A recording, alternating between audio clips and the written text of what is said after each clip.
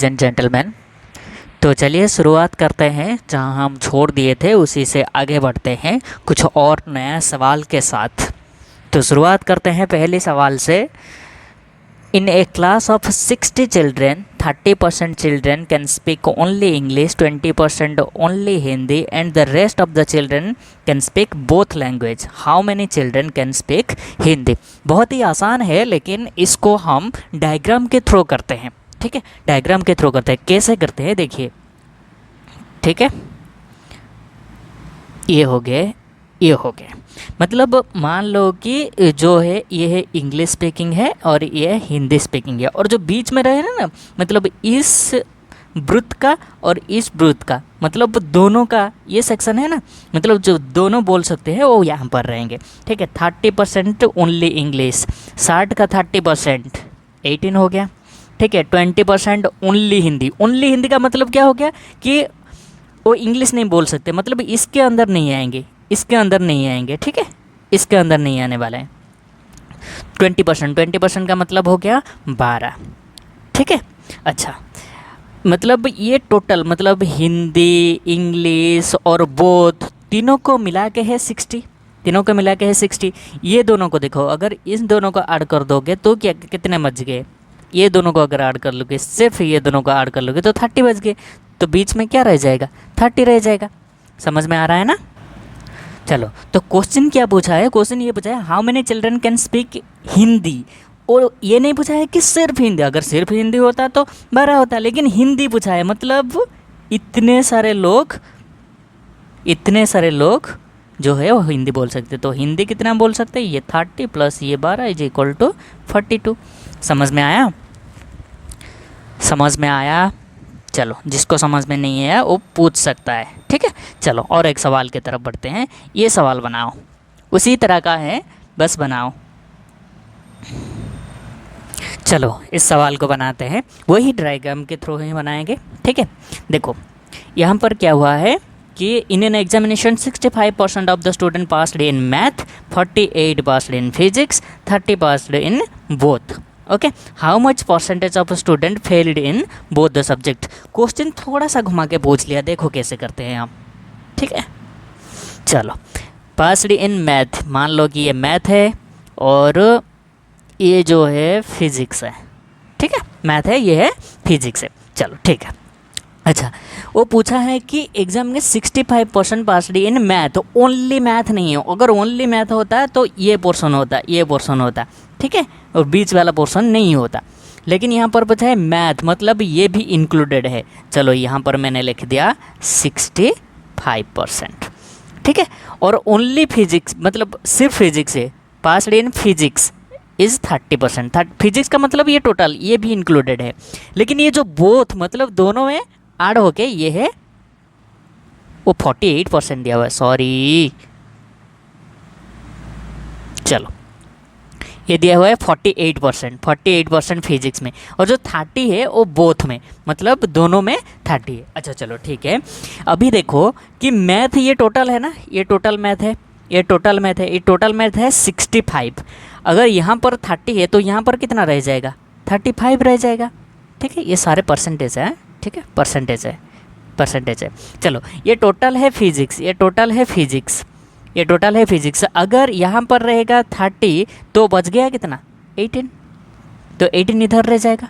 ठीक है, समझ में आ गया ना। तो ये सारे लोग पास हुए हैं। ठीक है, चलो अभी पास कितने हुए हैं ना, ये अंदर जितने रह गए ये सारे के सारे पास है। पास कितने हो गए कि 35% प्लस 30% प्लस 18%। समझ में आ रहा है, कितना आ जाएगा, 83।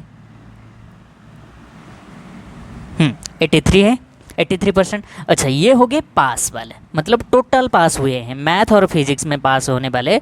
मतलब कुछ ऐसे है कि कुछ सिर्फ मैथ में, मतलब अगर ऐसे पूछे सिर्फ मैथ में पास होने वाले 35, सिर्फ फिजिक्स में पास होने वाले 18, दोनों में पास होने वाले 30। टोटल कुल मिला के कितने पास हुए, ये तीनों को ऐड कर लो। ठीक है, अगर पास इतने हुए हैं तो फेल कितने हुए हैं, फेल कितने हो गए, 17%। 17% क्या हो गए, फेल हो गए। ये हो गए पास। ठीक है, समझ में आया? How much percentage of student failed in both the subject is 17%। Okay, चलो आगे चले। अगर किसी को समझ में नहीं आया तो पूछ सकता है, ठीक है। आगे चलते हैं, ये सवाल बनाओ, ठीक है। चलो ये सवाल देखो। If the numerator of a fraction is increased by 200% and denominator is increased by 350%, the resultant fraction is 5/12. What was the original fraction? चलो ठीक है, मान लो कि ओरिजिनल फ्रैक्शन है x/y, ठीक है। देखो कोई भी संख्या या तो कोई भी अंक ले लो, वो अपने आप 100% होता है। मैं मान लेता हूँ कि मैं बोलता हूँ कि 10 है, ठीक है, 10 है, ये 100% है। अगर मैं बोलता हूँ कि 10 का 10% बढ़ गया, इसका मतलब ये है कि ये है 10 का 110%, 10 का 110%। या तो नहीं तो देखो 10 का 110% का मतलब क्या हो गया, 110/100 इज इक्वल टू क्या आ गया, 11 आ रहा है ना। मैं बोल रहा हूँ कि 10 का 10% बढ़ गया, इसका मतलब 10 का 10% बढ़ा, इसका मतलब 1 बढ़ा, 10 था और 11 हो गया, 1 बढ़ के 11 हो गया। तो वही बात हो गया ना, समझ में आ रहा है? कोई भी संख्या अपने आप में 100% होता है, ठीक है। जैसे कि मैं बोलूँ कि 100 है, 100 का 10% मैं बोलूँ इज इक्वल टू 10 होता है, तो मिलके कितना हो गए, 110 हो गए। मैं बोलूँ कि 100 का 10%, इसका मतलब मैं ये भी तो बोल सकता हूँ कि 100 का 110% हो गया, तो वो है ना, ठीक है। समझ में आ रहा है? चलो ये देखो, तो चलो अभी देखो, वो बोल रहा है कि जो न्यूमिनेटर है वो 200% बढ़ गया है। मतलब जितना था, मान लो कि वो 100 था, तो 100 से 200% मतलब 300 हो गए, 300%। तो x का मैं ले लेता हूँ 300%, वही बात हुआ ना, 200% बढ़ गया, इसका मतलब x का 300%, ठीक है, होल डिवाइडेड बाय y का 350 का मतलब y का 350% बढ़ गया, इसका मतलब y का 450 है, y का 450% है, ठीक है। ये तो ये कट जाएंगे, ठीक है, शून्य से शून्य कट जाएंगे, ये रह जाएंगे 15 से 2, ये 15 से 3। इसका वैल्यू दिया हुआ है 5/12, ठीक है। तो 2x/3y इक्वल टू 5/12, तो इसको काट सकते हैं, ठीक है। सो x/y इक्वल टू क्या आ जाएगा, सॉरी 5/8, ठीक है, x/y इक्वल टू 5/8। अगर किसी को समझ में नहीं है वो पूछ सकता है। बस समझने वाली ये थे, कोई भी संख्या अपने आप में 100% होता है। 200% बढ़ गए, इसका मतलब उस संख्या का 300% है। मैं बोल रहा हूँ कि 100 का 10% बढ़ गया, इसका मतलब 100 का 110%, ठीक है। चलो आगे चलते हैं, इस क्वेश्चन को सॉल्व करो। ए solution of salt and water contain 5% salt. If 20 liter of water is evaporated, then the salt become 15%. Find the initial solution. Question तो बहुत ही अच्छा है और ये रेशियो का भी सवाल है। चलो इसको बनाओ, चलो ये सवाल को बनाते हैं। देखो एक सोल्यूशन है जहाँ पर सल्ट है और वाटर, ये दो तरीके पे हम रेशियो बना सकते हैं। रेशियो के बाद तो दोनों बराबर है, ठीक है। 5% का मतलब क्या हो गया, 5% का मतलब 1/20 हो गए, ठीक है, 1/20 हो गए। 1/20 में सल्ट है ना, 5% सल्ट है, तो सल्ट अगर टोटल सोल्यूशन 20 है, टोटल सोल्यूशन 20 है तो सल्ट 1 है। अगर सल्ट 1 है तो 20 में से 1 अगर सल्ट है तो बच गया कितना, 19 वाटर है। समझ में आ रहा है? अरे समझ में आ रहा है? ये है पहले ये था, और 20 लीटर इवापोरेट होने के बाद क्या हो गया, 15% का मतलब हो गया 3/20। अगर टोटल सोल्यूशन अगर 20 है तो 3 उसमें सल्ट है, अगर 3 सल्ट है तो बच गया कितना, 17 वाटर है। समझ में आ रहा है? अच्छा मुझे एक बात बताओ, जो इवापोरेट हुआ है वो तो वाटर इवापोरेट हुआ है ना, सल्ट थोड़ी ना इवापोरेट हुआ है। मतलब सल्ट पहले जितना था अभी भी उतना ही सल्ट है, इसे तो ना इंसाफी हो गया। यहाँ पर तो 1 सल्ट है, यहाँ पर तो 3 सल्ट है, तो बराबर कर दो। यहाँ पर मैं 3 मल्टीप्लाई कर लिया, यहाँ पर मैं 3 मल्टीप्लाई कर लिया, अभी हो गया ना, सल्ट अभी बराबर हो गया, ठीक है। लेकिन वाटर क्या था, पहले 57 था, अभी 17 हो गया, ठीक है। इसमें से अंतर क्या हो गया, 40 हो गया। तो 40 पार्ट का मतलब इवापोरेट कितने हुए हैं, 20 हुए हैं, ठीक है, तो 1 पार्ट का मतलब क्या हो गया, हाफ है। ठीक है, समझ में आ रहा है ना। तो पूछा क्या है, इनिशियल सोल्यूशन के बारे में पूछा है, इनिशियल सोल्यूशन के बारे में पूछा है ना। इनिशियल सोल्यूशन का मतलब क्या हो गया, इनिशियल के सोल्यूशन का ये हो गया 57 प्लस ये हो गया 3, तो टोटल कितने हो गए 60 थे, तो 60 का हाफ इक्वल टू मतलब क्या हो गया 30 लीटर।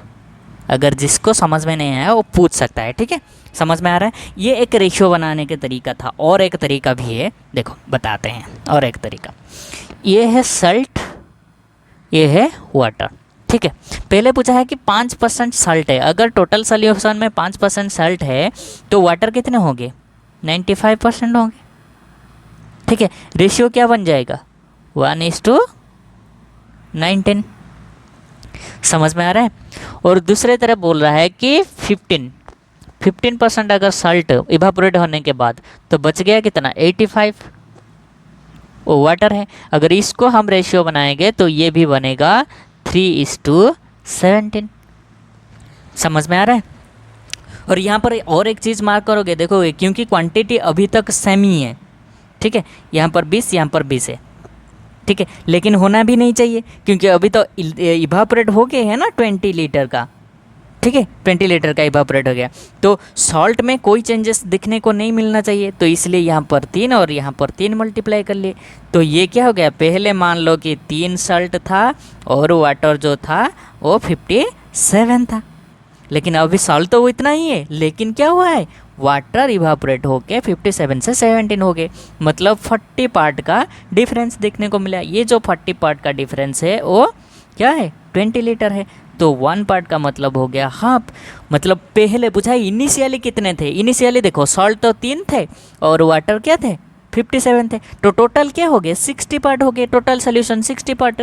60 पार्ट इक्वल टू क्या हो जाएगा 60 part equal to 60 into half equal to 30 litre. ठीक है, चलो दोनों तरीका मैंने बता दिया। चलो आगे चलते हैं। ये करो, ये करो, चलो ये क्वेश्चन को सॉल्व करके देखते हैं। ठीक है, दिया हुआ है 12 litre of mixture of acid and water contains 30% acid, how much litre of water should be withdrawn अच्छा टू मेक इट एसिड 40%। देखो क्या है 30% है एसिड, ये है एसिड, ये है वाटर। 30% अगर एसिड है, 30% अगर एसिड है तो ये काम करते हैं। देखो मैं अपना लेता हूँ। ठीक है, मैं थोड़ा पढ़ने लेती हूँ। 30% का मतलब हो गया 3/10, 3/10 मतलब 3 हो गया अगर एसिड, तो वाटर कितना बच गया 7। समझ में आ रहा है।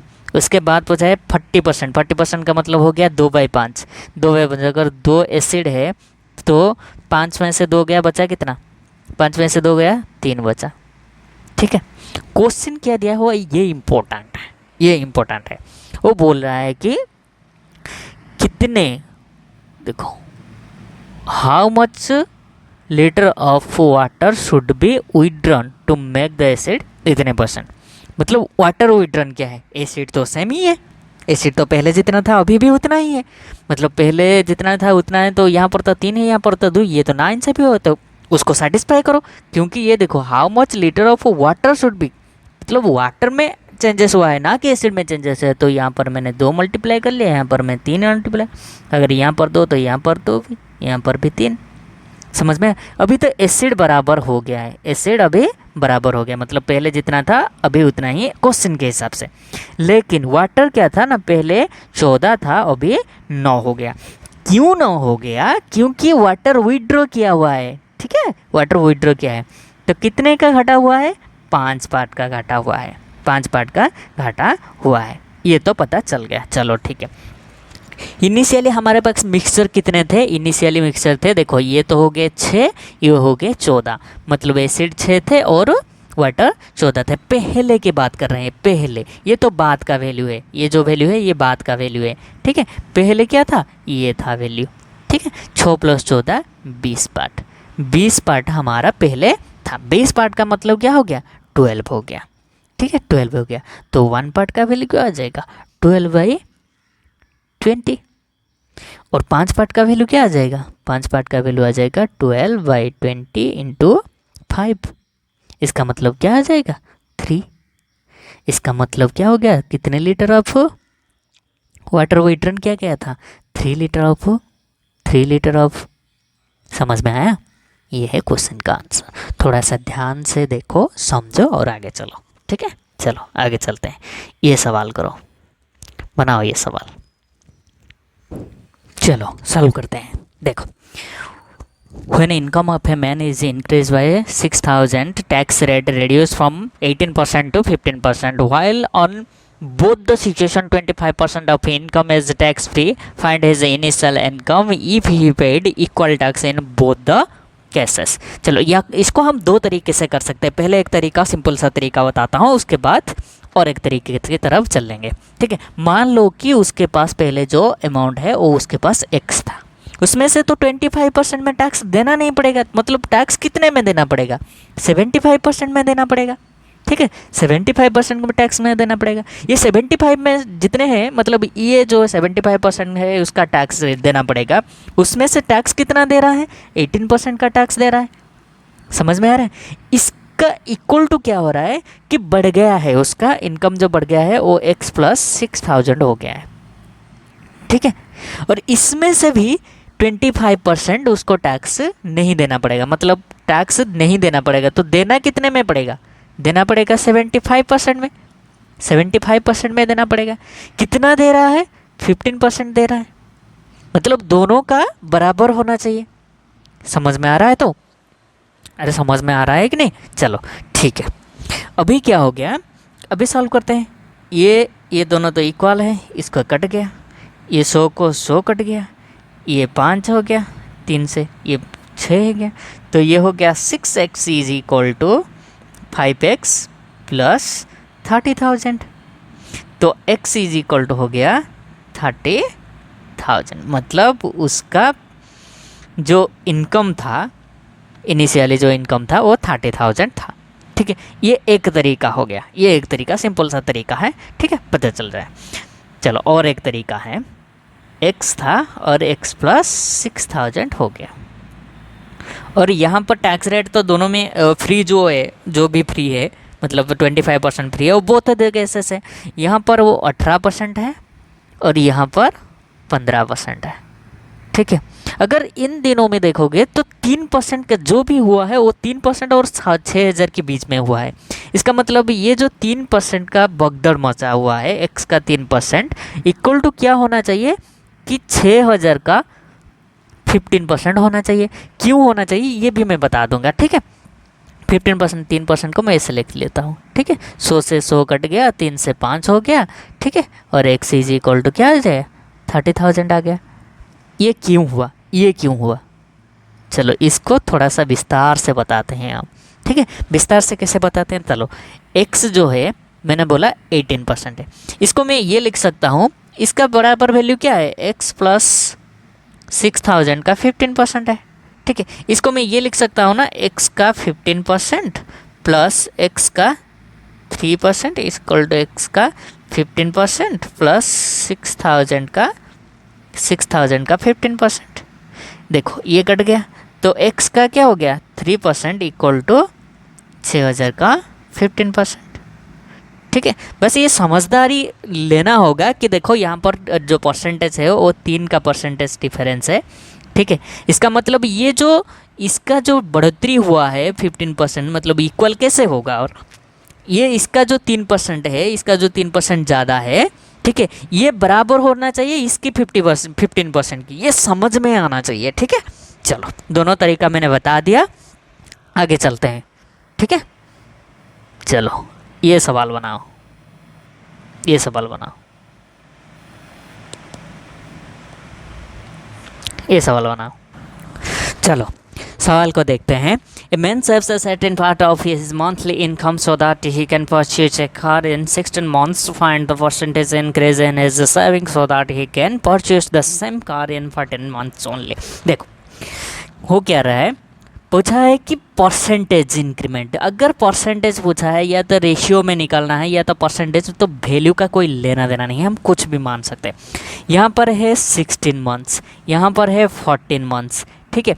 इन दोनों का एलसीएम ले लेते हैं। इन दोनों का एलसीएम क्या है? 112 है। 112 112 है, ठीक है।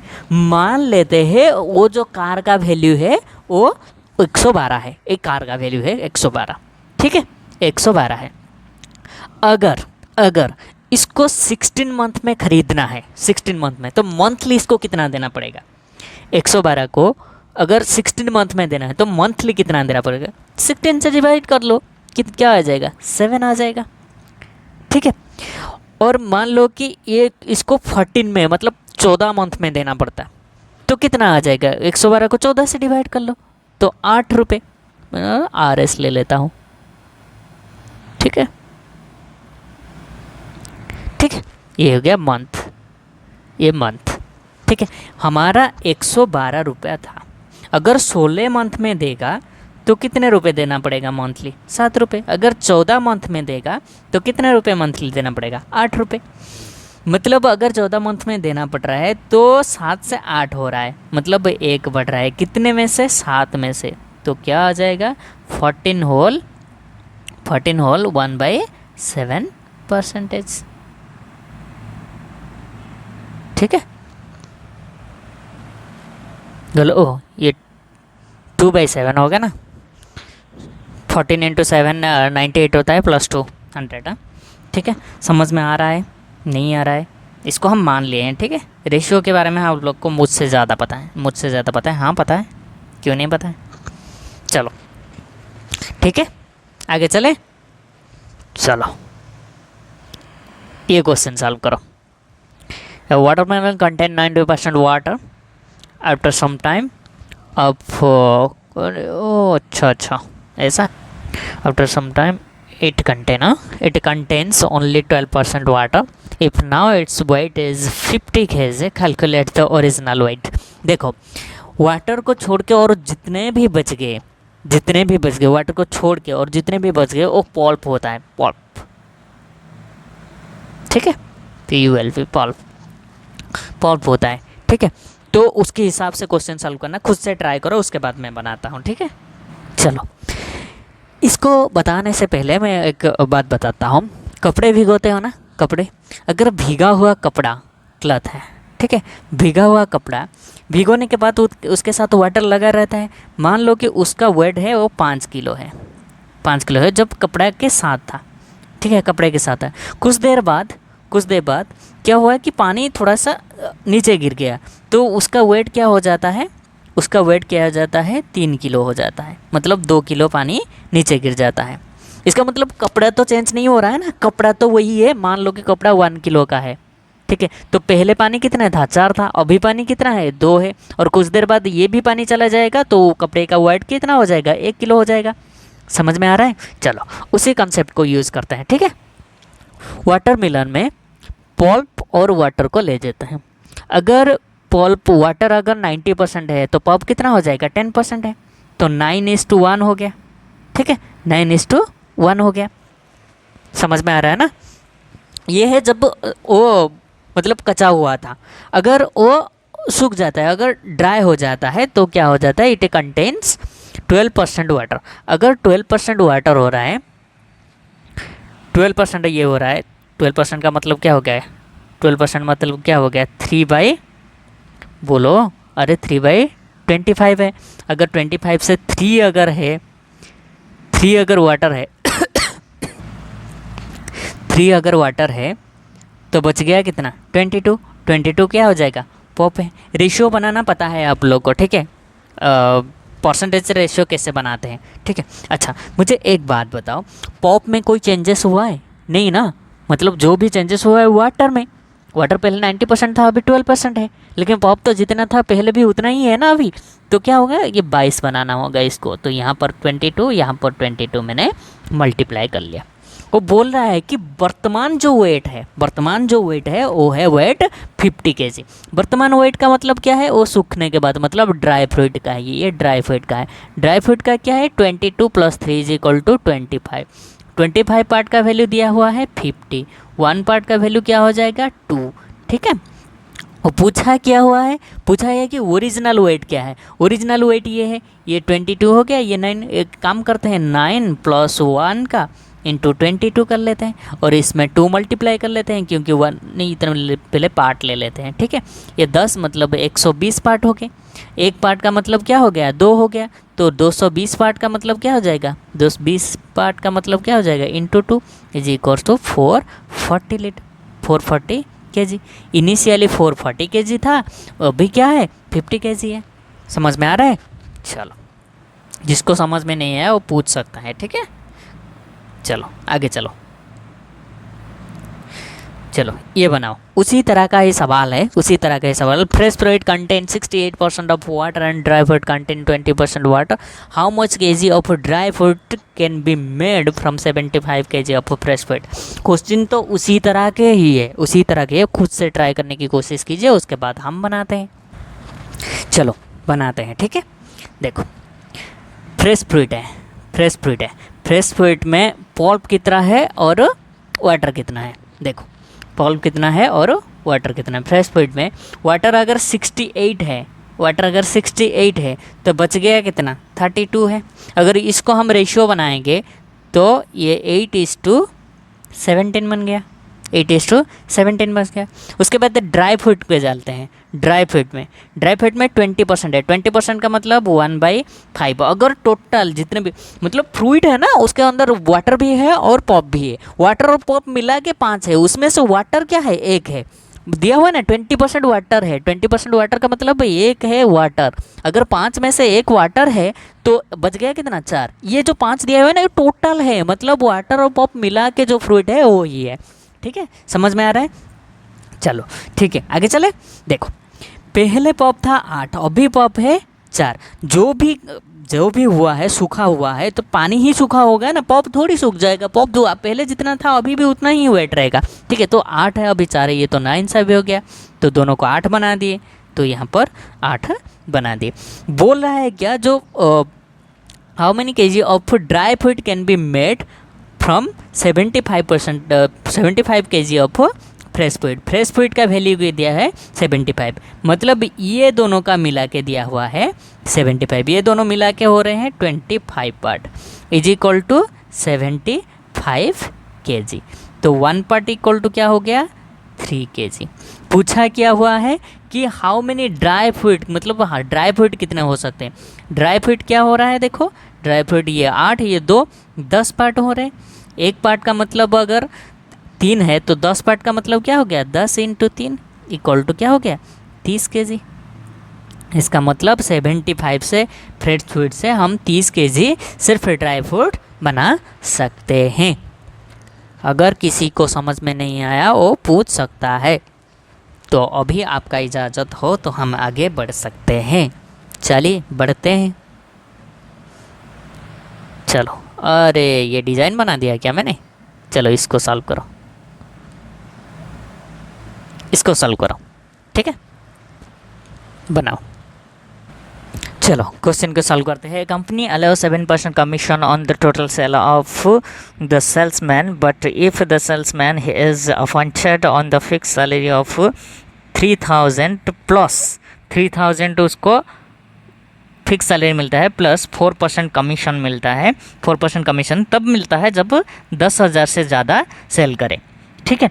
और इस हिसाब से ये जो सेकंड कंडीशन है ना, अगर 7 मतलब 30,000 दे के 3,000 दे के और 4% कमीशन देता है तब जो सेल्समैन को है और 800 फ़ायदा होता है, 800 फ़ायदा होता है, ठीक है, मतलब ज़्यादा मिलता है।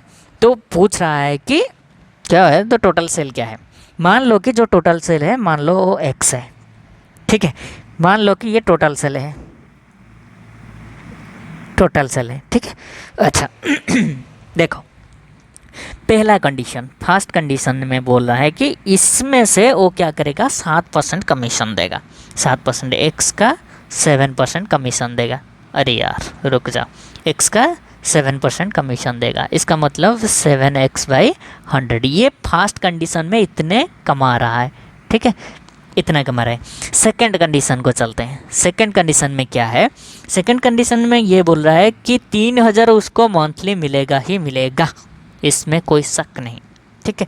प्लस क्या है, एक्स में मतलब जितना है उसमें से 10,000 माइनस कर लो, 10,000 है ना, 10,000 माइनस कर लो, और मतलब 10,000 से जितना ज़्यादा बेचेगा, जितना ज़्यादा बेचेगा उसमें से उसको 4% मिल रहा है, ठीक है। 10,000 तक तो ठीक है, चलो उसको 3,000 मिलेगा ही मिलेगा मंथली, इसको कोई मना नहीं कर सकता, ठीक है। उसके बावजूद अगर वो 10,000 से ज़्यादा, ये 5,000 सेल करे, 3,000 सेल करे, 2,000 सेल करे, जितना भी सेल करे कोई फ़र्क नहीं पड़ता, उसको 3,000 मिलेगा। लेकिन अगर उसका वैल्यू जो अगर 10,000 से ज़्यादा होता है तो 4% मिलता है, ठीक है।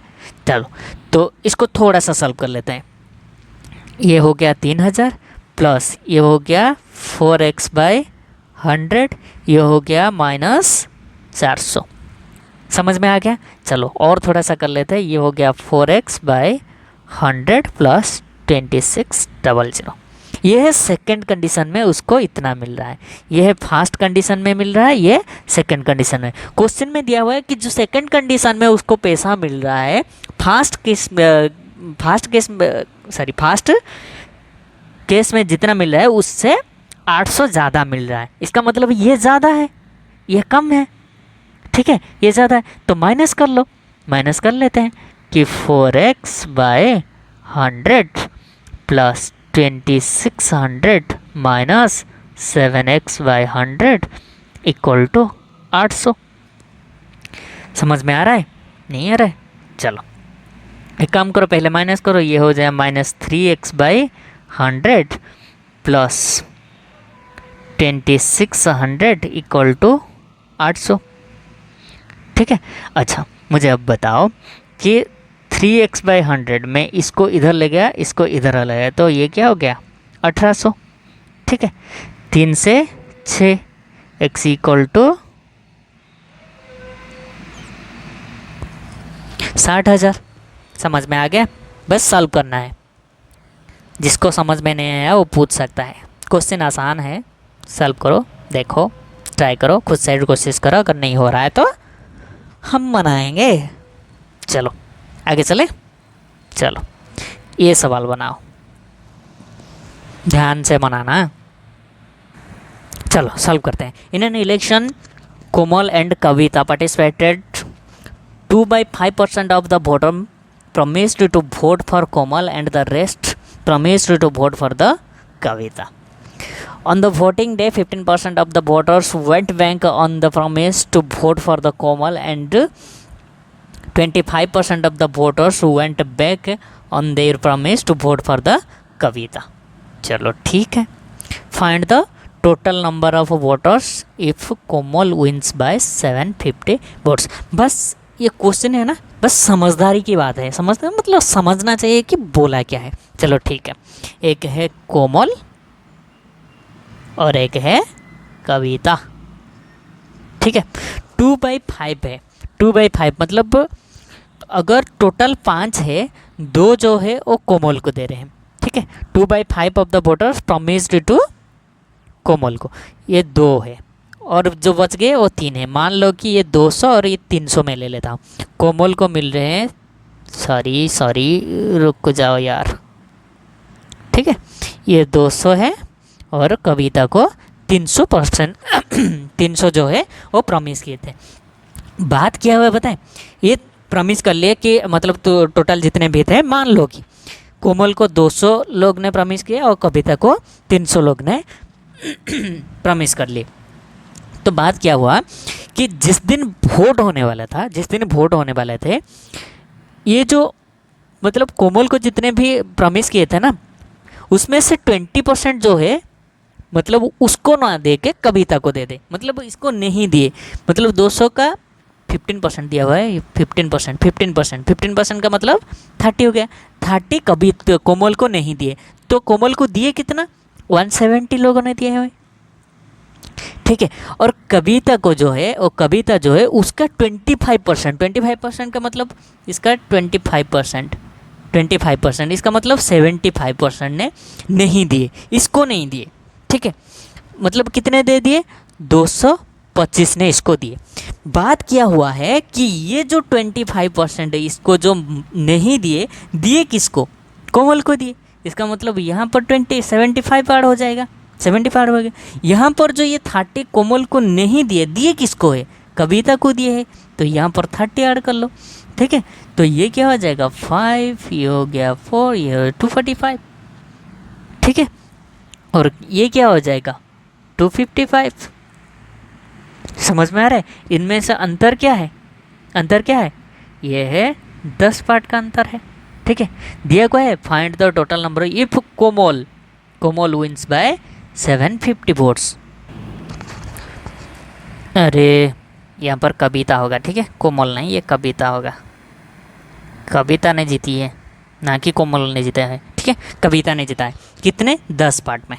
ठीक है, इस 10 पार्ट का वैल्यू कितना दिया हुआ है, 750। मतलब कविता जो जीता है वो 750 वोट से जीता है। कितने वोट में, एक्चुअली 10 पार्ट का, 10 पार्ट का वैल्यू है 750। एक पार्ट का वैल्यू क्या हो जाएगा, 1 पार्ट का वैल्यू है 75 है, 1 पार्ट का वैल्यू 75 है। अगर 1 पार्ट का वैल्यू 75 है, पूछा है कि find the total number of voters. Total number of voters क्या हो गए, पहले 200 और 300 थे, मतलब 500 है, टोटल है 500। 500 पार्ट इक्वल टू कितना होगा, 75 इंटू 500। समझ में आ रहा है, चलो इक्वल टू क्या आ जाएगा 37500। ठीक है, ये हो गया। चलो फिर से समझा देते हैं। ठीक है, ये कोमल है, ये कविता है। पहले 200 लोगों ने कोमल को देने के लिए, वोट देने के लिए, इससे बोले थे कि 300 लोगों ने देने के लिए, लेकिन जिस दिन वोट हुआ इसका 15% इसको नहीं दिए, चीट कर लिए इसको। अगर इसको नहीं दिए तो दिए किसको, कविता को दे, तो इसको दे दिए, लेकिन इसमें से 30 माइनस हो गए, ये 30 आके इधर ऐड हो गया। ठीक है, और इसका जो 75 है यानी कि 25% है, इसको नहीं दिए, दिए किसको, इसको, यहाँ पर ऐड कर लिए, इसको यहाँ पर ऐड कर लिए, देख लिए। ठीक है, क्वेश्चन को देखो और आंसर को देखो, समझ में आ जाएगा। ठीक है, चलो अगर समझ में नहीं आता है तो पूछ सकते हो। चलो ये करो, चलो क्वेश्चन को सॉल्व करते हैं। अच्छा, क्या है कि ब्लैक बॉल और वाइट बॉल है, ये है ब्लैक बॉल और वाइट बॉल। अरे क्वेश्चन मैंने में बोला, Ram purchase 6 black and X white balls, the price of the black ball is 2/5 of the price of the white ball. ठीक है, at the time of making the wheel the clerk made a mistake and interchange the number of balls, due to this the wheel amount increase by 45%। चलो ठीक है, वो बोल रहा है कि जो ब्लैक बॉल है वो 5/2 of the price of white ball. तो black ball by white ball ratio क्या हो जाएगा, 5/2। ठीक है, अच्छा ये है प्राइस का वैल्यू। प्राइस क्या हो गया प्राइस ब्लैक का है 5 और वाइट का है 2। और बोला क्या है कि 6 है बल, नंबर ऑफ बल 6 है ब्लैक बल और वाइट बल है X, ठीक है, चलो ठीक है। अभी हमें क्या करना है, उसको बिल बनाना है। ठीक है, बिल बनाते हैं। मतलब राइट बिल क्या होना चाहिए, राइट बिल क्या होना चाहिए कि ब्लैक बॉल मान लेते हैं, ये मान लिए है ना, राइट मतलब ये क्या हो जाएगा, number of ball into price, ये हो जाएगा 30 + 2x, ये होना चाहिए राइट वाला बिल। ठीक है, राइट वाला बिल ये होना चाहिए। अच्छा, रॉन्ग बिल क्या है, रॉन्ग बिल क्या है, ये बोला है कि वो जो जब बिल मेक कर रहा था ना तब मिस्टेक कर लिया, interchange the number of balls, number of ball को इंटरचेंज कर लिया। मतलब यहाँ पर x से मल्टीप्लाई कर लिया और इसको 6 से मल्टीप्लाई कर लिया। ठीक है, बॉल मतलब यहाँ पर x लिख लिया, यहाँ पर 6 लिख लिया, तो क्या हो गया उसको 5x + 12 हो गया। ये उसका रॉन्ग वाला है। उसके हिसाब से, अगर क्वेश्चन के हिसाब से, मतलब जब ये इंटरचेंज हो गया ना तब 45% क्या हो गया, इंक्रीज हो गया। इंक्रीज हो गया, मतलब ये जितने थे वो इसका 45%, इसका मतलब क्या हो गया 45% मतलब 45/100, इसका मतलब क्या हो जाएगा ये 9/20। अगर पहले 20 था तो अभी क्या हो गया है 29 हो गया है। समझ में आ रहा है? चलो क्या है कि पहले था 30 + 2x, अभी क्या है 5x + 12 है। इसके चलते क्या हो गया, अगर पहले 20 थे तो अभी क्या हो गए 29 हो गए। ठीक है, 29 हो गए। अगर इसको हम सॉल्व कर लेंगे तो हमारे पास से x का वैल्यू आ जाएगा। ठीक है, पूछा क्या है देखो, find the value of x, बस इसको सॉल्व करना है और x का वैल्यू निकल जाएगा, बस कर लो। खुद से सॉल्व कर पाओगे या नहीं बोलो तो? अरे खुद से सॉल्व कर पाओगे तो? नहीं तो हम कर लेते हैं, क्या फ़र्क पड़ता है। चलो देखो 29 से मल्टीप्लाई करो, ये हो जाएगा 87 प्लस ये हो जाएगा 58x इज इक्वल टू ये हो गया 100x प्लस ये हो गया 240। ठीक है, इसको इधर ले आओ, इसको इधर ले आओ, तो ये हो जाएगा 630 इज इक्वल टू ये हो गया 2, ये हो गया 42x। अगर यहाँ से देख लोगे तो ये तो आसानी से कट ही जा रहा है, कहाँ से भी कट लो तुम्हारे मर्जी, सब से कट लो। ये 6 हो गया, ये 90 हो गया, 6 इक्वल टू 90 है तो x इज इक्वल टू 15 है।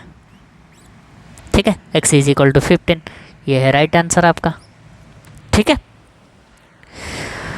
जो भी जितने भी अभी तक पढ़े बस इतने तक हमारा सफ़र था परसेंटेज के साथ। उसके बाद हम कुछ प्रीवियस ईयर क्वेश्चन के साथ चलेंगे जो कि आसान होने वाला है, इससे तो काफ़ी ज़्यादा आसान सवाल आने वाला है ये परसेंटेज के बारे में।